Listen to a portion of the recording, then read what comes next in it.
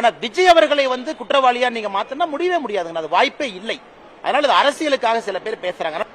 சும்மா இவங்களுடைய அரசியல் ஆசைக்காக கைது பண்ணலாம், ஒரு இரவு சிறையில வைக்கலாம், அடுத்த நாள் பெயில் கிடைச்சு 10 மணிக்கு வெளியே வந்துருவாங்க. இவங்க எல்லாம் என்ன செய்யலாம் நீங்க சொல்லுங்க, நீங்க சொல்லுங்க. விஜய குற்றவாளி ஆக்க முடியாதுங்கிறாரு.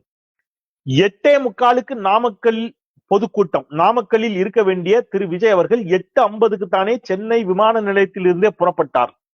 இது விஜயின் குற்றமா இல்லையா என்பதை அண்ணாமலை சொல்லணும். அவ்வளவு கூட்டம் நிக்குது, நல்லா விருப்ப இல்லாம கேளுங்க, அவ்வளவு கூட்டம் நிக்குது. அந்த கூட்டத்துக்குள்ள அந்த பேருந்து, பெரிய பேருந்தை உள்ள கொண்டு வர்றாங்க.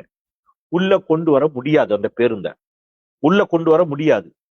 அப்ப காவல்துறை அதிகாரி டிஎஸ்பி போய் விஜய்கிட்ட சொல்றார், சார் இந்த பஸ்ஸை நீங்க உள்ள கொண்டு போனீங்கன்னா கூட்டம் விலகும்.